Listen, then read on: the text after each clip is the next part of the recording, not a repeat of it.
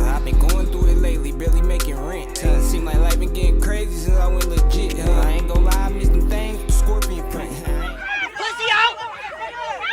Hey, 2P, you know what the fuck going on? I feel comfy everywhere I come up out the dungeon. I come from raided spots, soften rocks, fleshy ills.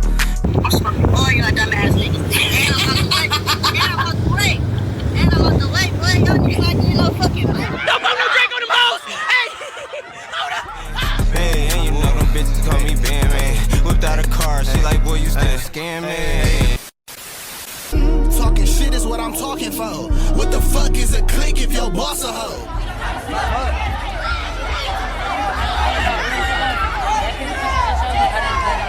Welcome back to Midwest Steppas, where we step on these topics. Today I want to talk about BandGang Lonnie bands. Even though every BandGang member played their own part, Lonnie's situation I personally find compelling. So you will hear about other BandGang members, but mostly in relation to Lonnie bands. It all come back pertaining to his situation. Delonte Landrum, aka BandGang Lonnie Bands, is a Detroit rapper born July 25th, 1995. Lonnie was actually one of the older members of BandGang besides Mazzo. But for those new to BandGang, let me introduce you to the main players. BandGang, you know, the bigger ones in the rap situation. You have BandGang Javar, aka Rose. I took dog shit, made him strip, bare booty. He been Twitter thugging there since. Dog goofy still be. You had Jizzle P, aka AJ. Dropped a whole nother chain while in the fence relaxing. And niggas screaming Jizzle, why you gotta tax me? Shit, I've been down and I Biggs. These niggas be tripping, they really be thinking I'm slipping. Don't talk tough on Twitter or the bitches kinda me with it. I like when they dissing, I ain't tripping, I got the pistol finished. Hey, Will. I'ma take it to the grave. On some shots come behind it when you playing with my name. It'll be a sunny day, we'll pull up, make it rain. Lonnie Bands. Coach being me, unemployment ain't no real fucking scamming. Tell my baby what the spoof. Probably took the whole picture from your fucking granddad. And Mazzo. Fuck 2 folk, said they on my head, but I ain't worried. The fuck, got his daddy murked, I know. Mazzo joined the group a little later, but they already knew each other through mutual friends. Mazzo is from Highland Park and the Schoolcraft and was like also raised on the Schoolcraft area, while the rest of BandGang mainly come from the Hubble, Strathmore, Mark Twain area of Detroit on the west side. Lonnie also joined the actual rap group later after seeing the buzz his family was already getting. Because at that time, the guy was telling me, like, we record this tape, like, come record. Yeah. And I'm not taking it serious, focus on what I was focusing on. And I was left off the whole tape. Oh, yeah, no, for sure. And I couldn't blame nobody but myself. And I say family because when you grow up with people closely, they become your family. But in the BandGang rap group, literally, most of them are family. Biggs, Javar, and Lonnie are cousins. Lonnie and Pootie are brothers. Hey, that fat nigga with them icy chains on, that's my brother. Different props, same mother, his blood brother's my brother. Next nigga talk down on Pootie, Lonnie also had another brother who passed away in prison, reportedly after trying to swallow drugs during one of the prison raids. You know, they'd come in your room and toss your room trying to find drugs and stuff. I guess he swallowed the drugs, planned on shitting them out later, but it probably bust inside of him, you know what I'm saying? That's just my opinion based off shit, what normally happens. They called him Diddy.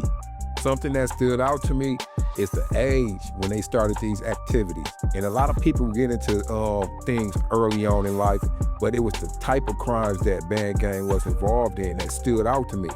Their main lane was scamming. Now when people say scamming, there are different types of scamming. You got jugging, that's like, hey, send me 500, I'll turn it into 50,000. You know what I'm saying? Then you send the money and then they just take it. You know what I'm saying? That's more like jugging. Then you got fraud, which involves identity theft, credit card fraud, financial schemes, and stuff like that. BandGang was heavily involved in that world. Lonnie was actually one of the pioneers of the scam rap. Finna sit here playing like we goosebumps. Like we the first one to talk about that slide and punch. Like we ain't make the dope man go buy some dunks. He was one of the first rappers talking about track 1, track 2, credit card swiping. Back then, most people didn't even know what that meant. From what I understand, Lonnie may have introduced some of the others to that side of things. Well, Javar was already jugging, but to actually doing slide and punches. So mind you, they had a studio in the basement. So a lot of this stuff would be going on simultaneously. Like you might be busting a jug, scamming off the same computer you doing your music on. So as the scamming is taking off for them, also the music is picking up also. They would go on to drop a LP called White Buff Boys, something that they can ride around and listen to themselves. And that BandGang or No Gang. It's Bugs, bitch, don't call me bro if you don't know me. Got robbed once, so now that strap stay on me. But it got bigger than they thought it would. Lonnie was still in school when this happened. After that, he decided to join the group. He got with the program. Now, if you ask me, Lonnie always been an intelligent, more enlightened type of brother. Like even as a youngster, when he did his interviews and stuff, he'd be dropping knowledge and game inside of it that most people his age normally wouldn't do. Like, I had to get in a good spirit, you feel me? Like, really sit down and think, like, I'm the king for real. I don't, you feel me? Like, I'm the bigger person, you feel me? A person hate the person who's the bigger person. That means your mind's stronger than the next person. Around this time, another group connected with them and started getting attention, Shredgang. Shredgang is like the young dogs who was around BandGang. They was using beats that BandGang didn't use and was doing the music. You know, they was there too. They was probably there pushing play, engineering with them and stuff like that, not even knowing what engineering is at the time. And they'd come out with their own tape with members including. It's me, Horace, Bugs, Strap, and Cap. Cap's in prison. He been in prison since 2016. Together, it was like a extended movement. You know, Lonnie, he had this style that was unique. He had that slow, drugged out, moaning type of flow, you know what I'm saying? And I don't know if that would produce a lot of copycats or as part of the Detroit sound that a lot of outsiders don't know about. Or was that just the Lonnie Band influence? Because if you listen to V's and Lonnie's song, you could hear the similarities. If this shit don't work, I'ma just go hit the road again. My young niggas tweaking, striking shit like bowling pin. Playing with that young boy, never going broke again. The Fetty Wap sky high, the ice on the clearance seal. My white boy be so high, he always looking pale as hell. We ain't with no drive-by, we let choppers fishtail. I'm always doing. But you know, Babyface Ray had that little wavy flow. I think he grew more into it as he got a little fatter with the lean and all that type of stuff. That I think that lean get him that type of, that it's like a voice, man. You can hear Rio the OG doing it right now too. That's way different from how he was doing it before he went to jail. But yeah, you know, while the music was growing, the street activity never really stopped, and it started catching up. Before the pandemic had made fraud a national headline, these guys were already involved in major cases. Rapper is accused of stealing 3,000 credit cards to fund his tour. We're talking about Albert Hill, also known as Shredgang Boogs, who you see here. Back in April of 2017, Hill tweeted, quote, "At the end of the day, as long as the money right, I'm good." The tweet coming just 6 weeks before the would-be rap star was indicted on credit card fraud and identity theft charges. Now, the feds say the rapper had access to as much as $15 million in credit and was jet-setting across the country, promoting himself as the next big music act out of Detroit. In 2018, an article reported Shredgang Boogs being arrested in a credit card fraud investigation that totals to up to like $15 million. But you know, they always boosting up some shit too. You get caught with a ball of dope, they be talking about a street value of $20,000, trying to boost up them charges. Boogs had also got shot in the face around the Kalamazoo area while doing a performance at a birthday party. A rapper from Detroit is recovering at a Kalamazoo hospital tonight following a shooting at a Portage banquet hall over the weekend. Brittany, police are still trying to track down whoever pulled the trigger at a birthday party here Saturday night. You can see the area is still a mess following what police call a very chaotic scene. Police say Detroit area rap group Shredgang was performing at the party for a crowd of about 300 people when 22-year-old Albert Hill, known to fans as Bugs, took a bullet to the jaw. An officer was already near the event center looking for another member of the group who was wanted on an armed robbery warrant out of Detroit. On top of that, it was an incident when some BandGang members, streets them, were just chasing some TNO members, and they had sideswiped another car in that pursuit. That car started chasing them on some road rage type shit. The TNO members had got away. The people that they sideswiped was still on them. They thought that the TNO members had got behind them somehow. So they called the block like, they chasing us. And when they got to the block, they had shot up the car that was behind them, which were the people they hit, and end up hitting a 5-year-old little girl. Just last month, she was shot in the head during a violent road rage incident on Detroit's west side. And since that fateful day, Mariah has made an incredible recovery. Our Priya man met up with her today just one day after coming home from the hospital, and Priya joins us live with more now. Priya? Well, you know, I gotta tell you, this little girl is something special. She's expected to make a full recovery. Her parents call it a miracle. They were driving to Foot Locker and they were rear-ended by a vehicle. It was a run-of-the-mill fender bender. Well, that run-of-the-mill hit-and-run accident turned into a shootout. That little girl was shot in the head. Her parents describe in vivid detail what happened. Cab and dead. Big a boo, I'm in your bushes, about to murder you. Chopping with drums, get 40, that whole 32. Were prosecuted for that, but they say that Shredgang streets had started snitching on everybody. Streets turn rat, now he ain't my mans. I had to turn my back cause he was working. BandGang was growing on the music side, but they had no one to handle the business. That's when Lonnie's brother, Pootie, stepped in as the manager. Because at first, you know, they was kids. I'm like, ain't nobody about to take that shit serious. But I always knew they was sweet, but I didn't just think people was gonna take it serious. But then, like, after I think it was like the grind season 2 is when I started taking them serious, I ain't gonna lie. Pootie eventually became one of the most important figures behind the scenes. He managed BandGang, Shredgang, Drago and Bino, and he made this, record company called The Family, TF. BandGang would eventually become one of the first Michigan rap groups to sign with Interscope's Records. Pootie also later played a role in Skillet Baby getting signed to Interscope. And from here, cause I do Babyface Ray stuff, I do All-Star JR stuff. Okay. Now you handle they management, or when you say you do their stuff, what do you mean? Like their music, like they music projects, they CDs. So you organize their projects? Like distribute them. Pootie did a lot of things behind the scene on the Detroit rap scene.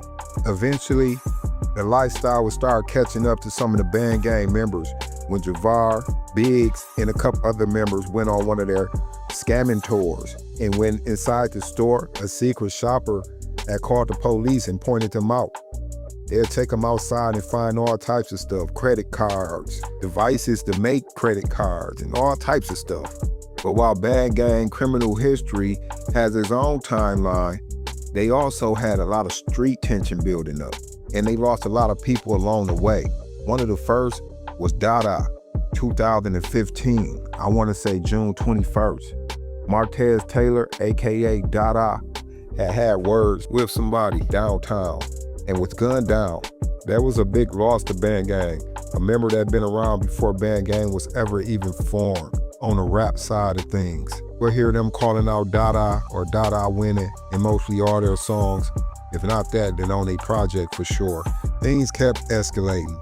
Allegations started flying within the Detroit rap scene that BandGang Horse had shot TMC Rob. Also that Drago had a hand in it, from Drago and Bino, you know them. Now Horse locked up right now, and I don't know what for. I couldn't get that information, but I think it's for that incident. And BandGang Strap, I hear he hasn't been the same since his mother passed. Mental health is something that I encourage in our community. I think we be too hard on each other. But BandGang will drop hella shit, man. They did that Detroit to Inglewood, which was crazy. And while we on that Inglewood connection, because I think they was the first to really do that Detroit to somewhere else type thing. Like, I think they got that one because they was popping down there more than they was at home. And I want a lot of you rappers out there to know that, man. Like, this message is for a lot of y'all, because even in the Bible, and I'm not a big Bible person or a Christian or nothing like that. I wouldn't consider myself to be none of that, but even Jesus wasn't respected at home. They didn't believe him in Bethlehem. They like, oh, I know him, I went to school with him, that ain't no Jesus, that ain't God's son. It wasn't till he got to Nazareth till he became who he is, the Jesus of Nazareth. But he was born in Bethlehem. They ain't appreciate him at home. They never gonna appreciate you at home like that. They gon' hate you first, and then they gonna accept you when everybody else accept you, and then they'll look at you like a staple for them in some type of way. People are selfish, man. You know what I'm saying? So don't look at it like people hating on you. That's just the way of the world. You're gonna have to make it somewhere else. That's how we made the beat. You're gonna have to leave the crib. And that's the same spirit behind Hitting the Road. But whatever. The sky come with the ground, nigga. BandGang will lose Jizzle P.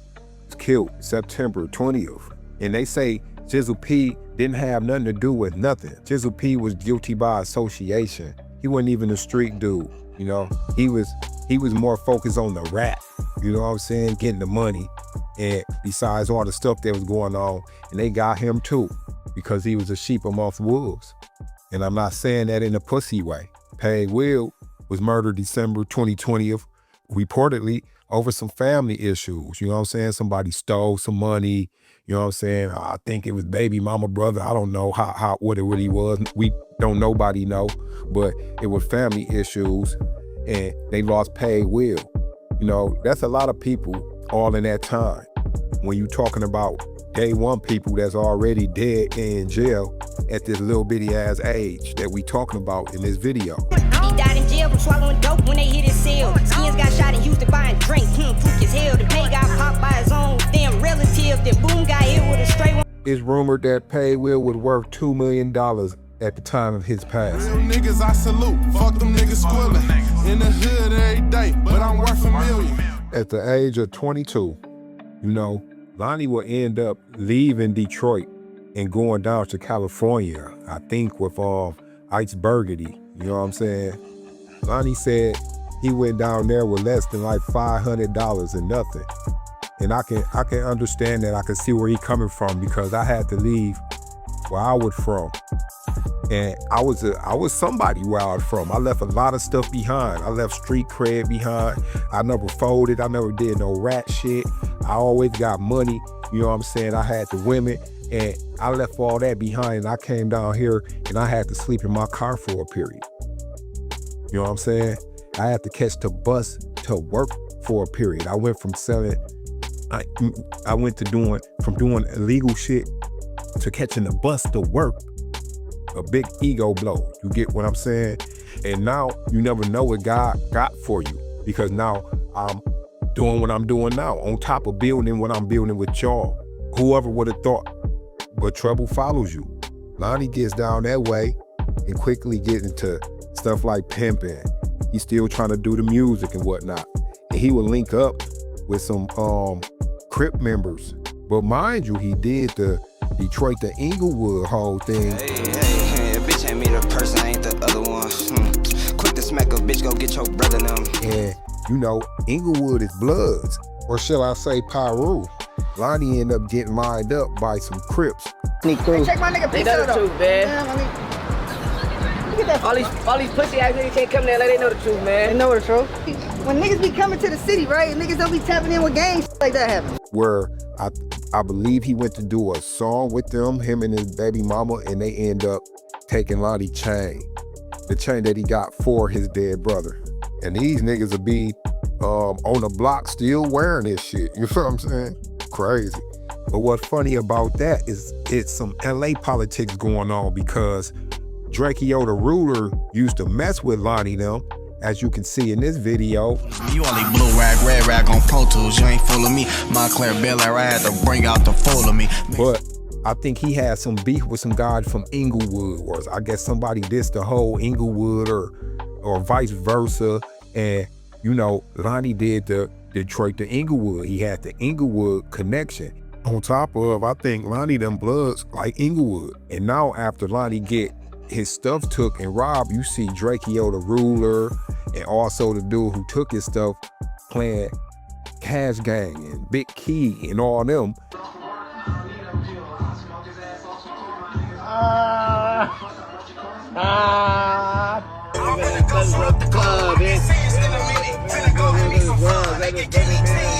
And you know they like arch nemesis. Then on top of that, you know, Cash Gang, Big Key, them, I think, what he GD or Crip or something like that. What is Drakeo the Ruler? Like, I don't know. I'm just saying. I'm just giving a point of view. No wonder he probably made that song about should have never had, you know, made friends with these rap niggas or something like that. Check it out. I want to say around 2019, BandGang got indicted. And some people would say that Lonnie Bands made his paperwork up and added on 3 murders or something like that. and a lot of people were saying that he was lame for doing that. But I have no evidence that he actually done that. You know, he did say that the murders got dropped. Yeah, the murder shit dropped. I was just fighting the other shit. Okay. But I don't have that paperwork. Y'all tell me what y'all think. And to add fuel to the fire, some people would say that Pootie mismanaged the money. Now, I don't know the ins and outs of their business, but they did have a lot of shit hitting, man. He had Drago, Bino, whole BandGang. He had TJ. You know, he had a lot of artists, Shredgang in them. And, you know, they were putting up numbers. So you do expect to see a lot of money for him from that situation. But you don't know people's personal situations. But I know you will hear Mazzo speaking out about his money. Pootie just got 10 years flat in the Fed. Don't give a fuck about none of that shit with my bread. This so sick, I had to cut Pootie off. I love that nigga. But still, bust your fucking head. You better not touch that nigga. And you'll also hear Lonnie speaking about his money also. I don't even care you told. Cut my brother off because his paperwork bold. Me and my blood brother don't talk. He play me on some choke. Still got love for him, but his fucking nigga, where my dough? So some money has been misplaced or mismanaged off in there somewhere, for sure. I'm taking it that Pootie got 10 years. Well, you know, Javar said from selling meth, but My nigga Pootie feds gave him 10 for selling meth, but he up 2 million cash. If I was him, I wouldn't stress. I don't know. Maybe he should ignited everybody. Yeah. Sit back in your office, maybe it should ignite. Okay. Lonnie Bands was shot in Las Vegas. Lonnie was hit in the head, I believe the jaw, the wrist, and the arm or shoulder. Good thing Lonnie survived. And most people who get hit in the head never come all the way back. Like, I believe he was fucked up for a minute, and the emotional baggage that come with being almost killed made him act different to people, but he got all his wits, and I'm really loving his new music. After that, Lonnie got baptized, and also he sort of changed his life. It's like a full transformation if you ask me. I ain't sold dope in 7 years. I'm in a different bag. I put all the crime in the wrist. Turn you to a villain, won't it? How you in your feelings knowing that you put that food on the table and they flipped it on you? And this is not a whole move. I believe Lonnie is growing up. He like 30 now. It's something big that happened when you turn 30. You know what I'm saying? You know you ain't young no more, and you look at all the things that you wasted in your life during your younger adolescent years and your 20s and stuff like that. And I feel like, I don't know, man, like his pineal is opened up. Like, I felt me beat on my demons. I really felt like I almost lost my soul. Like I say, he always been a little enlightened to me, but I feel like he's shedding the ego. And when you shed the ego, you're not afraid to express it no more. You've probably been this person, but was afraid to express it. Like, you know what I'm saying? A lot of us don't express ourselves fully for the fear of the peer pressure and the people around us and how people may look at it. But when you get rid of that fear right there, you start to become more yourself and you start to look different. Like, his skin look clearer, his hair look fuller, you know what I mean? His eyes, you can look at his eyes and tell the difference of his spirit. And the new music that he making right now, I think is gonna be the new wave if he keep it going. Because I ain't gonna lie, a lot of people getting tired of that rap. Really drill rap, man. Don't nobody wanna hear violence, violence, violence. Like, people getting tired of that as a whole, and I think it's revolving back into more what it used to be, where you can get some type of message out of it, because we realizing that that's a play out the playbook. You know what I mean? That's why they make it bad for rappers to be older and still be rappers, because they know that with that rap, your words can reach the deepest corners of the earth, and they don't need people who already done figured out things. They done got old and seen things. They don't want that game that used to get dropped in the music to reach out here and be cool to these young kids. They only want young kids doing it so they can just murder, kill, and do all that type of stuff. If they can like ban the older people out the game, all that older game and wisdom from the OGs never reach the black people as a whole, if you get what I'm saying. Like, it's a play out the playbook. And I think what Lonnie doing is really big, because we know what he been through. We know that he ain't just faking. You know, even if I don't know if he actually did nothing to nobody, but I'm pretty sure that he been around a lot of people who have. The proof is in the pudding. and that give you some type of credibility from the streets. And for him to grow the way he doing, man, he on some like Lonnie Marley type stuff. You get what I'm saying? You get what I'm saying? You know, on some Andre 3000, Outer World, but in a different type of way. And I think that's artistry. You know what I'm saying? I'm getting tired of hearing the same thing. I want to hear some art. I want to hear some feelings, some emotion, some real stuff. You get what I'm saying? And that authenticity is I think he gonna go a long way with that. Y'all tell me what y'all think about Lonnie Band's transformation and what he been through. And do you think that's just him growing as a man? Or do you think it's because of the headshot? Like, you know what I'm saying? His audience is growing. It seems like he growing with them. And a lot of artists, that's why y'all fade to black, man. Y'all be too old to be still talking about spinning and stuff like that, man. Scamming and stuff, I mean, that's cool, but like, come on now, like, bring some more with it. I know I had to touch on this story. You know what I'm saying? Lonnie Bands, I respect the transformation, brother. Keep it going. This is another episode of Midwest Steppas. Y'all tell me what y'all think. Hit the comments, like, subscribe, all that, man. You know what I'm saying?